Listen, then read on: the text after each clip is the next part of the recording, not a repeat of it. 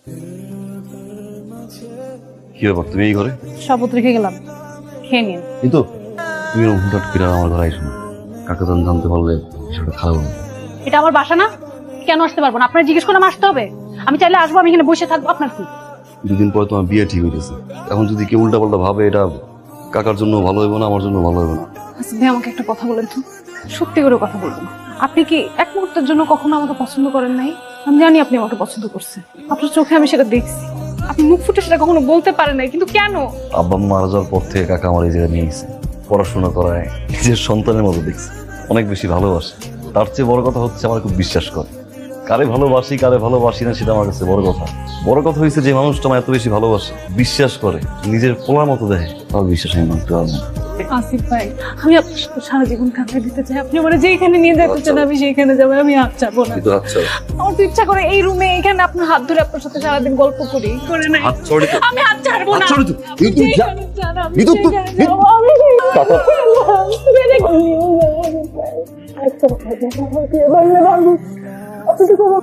A for apple, B for ball, C আসো। কি ব্যাপার, ভিতর আসলো না কেন? কি নাম তোমার? অনেক সুন্দর। কার সাথে আসছো এখানে? আম্মু কোথায়?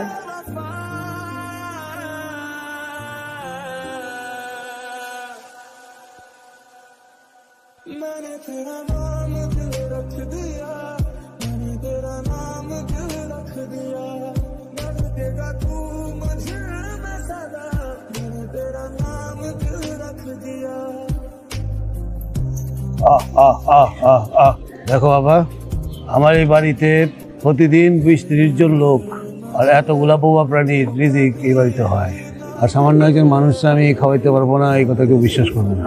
তোমার আমি এই মুহূর্তেই বাড়ি থেকে বাইর করে দিতে পারি, কিন্তু আমি সেটা করবো না, কারণ আমি অমানুষ না। তোমার পড়াশোনা এখনো শেষ হয়নি, এখন যদি তোমাকে আমি এই বাড়ি থেকে বাইর করে দিই, পুরো জিন্দেগি তোমার বরবাদ হয়ে যাবে। মানুষ ভুল করে, আর ভুল থেকে শিক্ষাও নেয়। আশা করি তুমি আমার কথাগুলো বুঝতে পারছো। আপনি আসলে যা দেখ, হ্যাঁ, তুমি এখন থেকে বাড়ির ভিতরে ঢুকবা না, বাড়ির বাইরে থাকবা। ওই খামারের সামনে যে কাচারি ঘরটা আছে, লোকজন দিয়ে ওইটা পরিষ্কার করে দিতেছে। আজ থেকে তুমি ওইখানেই থাকবা। আর একটা কথা মন দিয়ে শোনো, আজ থেকে তোমার মনটা বাড়ির বাইরে রেখে আসবা, বাড়ির গেট দিয়ে যেন তোমার মনটা ভিতরে না ঢুকতে পারে।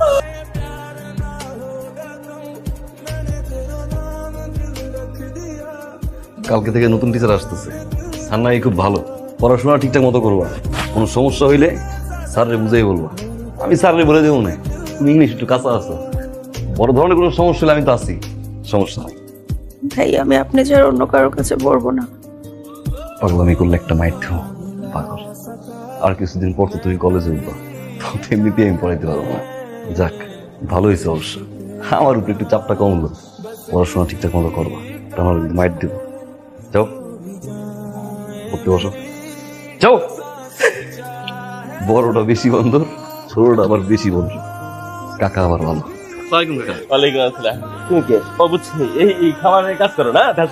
ও আমার দূর সম্পর্কে এক বোনের ছেলে, পড়াশোনা করে, মাঝে মাঝে এইটার ভিতরে ঢোকে, আমি না করি কিন্তু শুনে না, শখ আছে। কবল তো তাহলে দেখা যায় আপনার খুবই ভালো, এরকম একটা রেডিমেড শিক্ষিত কেয়ারটেকার পাইছেন। আরে না, কেয়ারটেকার না, ছেলের মতো আমার। আমার যান ছেলে নাই, ওই আমার ছেলে, ছোট কি আছে। কাকা আমি তো আসি, তুই যাবা? আইতাছি। আসসালামু আলাইকুম। কি রে বাবা, তোমার কি হইছে? আঙ্কেল ওই যে গরু তো ওখানে ওই যে পায়ে পটি করে দিয়েছে। পটি কি? পটি আর কি।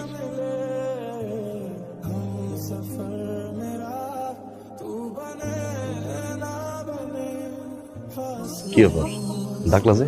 এখনো হাসতেছেন? আপনার এই হাসি কখনো বুঝবে না, না? বিল্ডিং থেকে নামায় গরুর গোয়ালের পাশে একটা ঘরে রাখছে আপনাকে, তারপরে হাসতে পারতেছেন? আর কাছে আইব না, কাকা যদি দেখতে পারে এবার গরুর লগে থাকতে দিব। কাকা যেন আমার খুব ভালোবাসে, একটা বিষয় বুঝো, সে যদি আমার ভালো না বাসতো তাহলে কি আমার বাড়ির ভিতরে রাখতো, সোজা গেট দিয়ে বাইর করে দিত। আমি এটাও জানি যে তোমার বিয়ে হয়ে গেলে কাকা আবার বিল্ডিং উঠে, সমস্যা নেই। আপনার যোগ্যতা কাছারি ঘরে থাকার মতোই, আপনি জীবন আমার সামনে আসবেন না, কখনো না। কাকা তো নাই বুঝুন, যাও কেউ না কেউ দেখবো, ধরে যাও। পাগলামি করার তোর লিমিট থাকে, তাই না? চিন্তা করার কোনো কারণ নেই, বাবা এদিকে আসবেন, ডিনারে পাঠিয়ে রাখছি পাহারা দেওয়ার জন্য। আচ্ছা, আমাকে দেখতে কেমন লাগতেছে? হলুদের কানে লাগতেছে? আপনি পাঞ্জাবি পরেন না কেন? আপনি পাঞ্জাবি পরলে তো অন্তত আমার শ্বশুর বাড়ির মানুষের সামনে আপনার মানটা রক্ষা হবে। একটা প্রশ্নের উত্তর দিবা? কি মানুষজন না পোশাক আশাকের উপরে সবকিছু বিবেচনা করে? পোশাক দিয়ে কি কারো মান ঠিক করা যায়? ভালো একটা পাঞ্জাবি পরলে হয়তো তারা ভাবতো যে আমি খুব ভালো বংশের ছেলে, তাতে কি আমার মানটা কোনো পরিবর্তন হইতো? কেন যে মানুষ ভাবে জানি না। আজকে যদি আমার বাপের টাকা থাকতো অনেক, আজকে যদি আমার মা বাইতে থাকতো, যদি আমি কাকার সম পর্যায়ে চলতে পারতাম, তাইলে আজকে হলুদ যে মজা পাইতাম। আমার আর কোনো আফসোস নেই। একটা খারাপ লাগে আছে জানো, কাকা যেন কোনো সময় ভুল না বুঝে, কোনো সময় যেন কষ্ট না পায়। এই জন্য তোমার আমি কোনোদিন ভালোবাসা কইতে পারিনি, একটু ভালোবাসি, তাই কাকাই ভুল বুঝতো, মনে কষ্ট পাই। হাসিবা, একটা কথা জিজ্ঞেস করি, আপনার জীবনে যদি আবার এমন কেউ আসে যাকে আপনি ভালোবাসতে পারবেন, তার জন্য কি এই কাছারি ঘরটা এরকম মরিচ বাতি দিয়ে সাজাবেন নিজের হাতে? সাজাইতাম যদি যারে ভালোবাসি তারে পাইতাম। সংসারটা করতে আমি একটু ভয় পাই। সংসার জিনিসটা খুব দামি একটা জিনিস মনে হয়, অনেক ভারী। যারে ভালোবাসলাম তারই তো পাইলাম না, ভারী জিনিসের দায়িত্ব কি হয়? আর যদি সেই মানুষটাই আসে, তখন কি নিজের হাতে আপনার এই কাছারি ঘরটা মরিচ বাতি দিয়ে সাজায় তাকে বরণ করে নেবেন?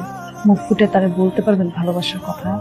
পারবেন তার বাবার চোখে চোখ রেখে বলতে যে আমি আপনার মেয়েকে নিয়ে যেতে পারবো?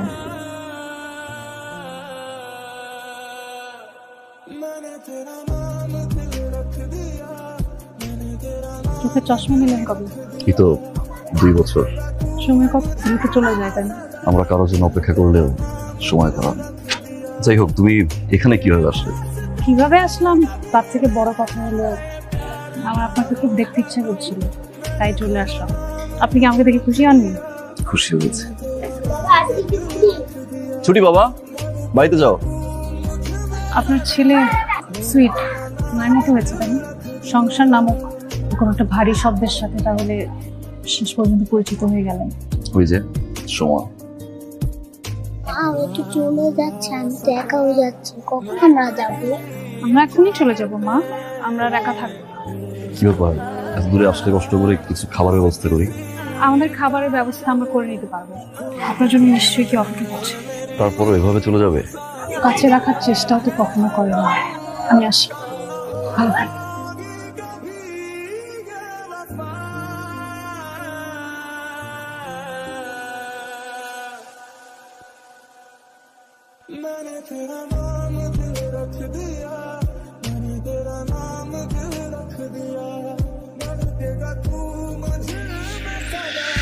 ওখানে বসো মা, নড়ো না।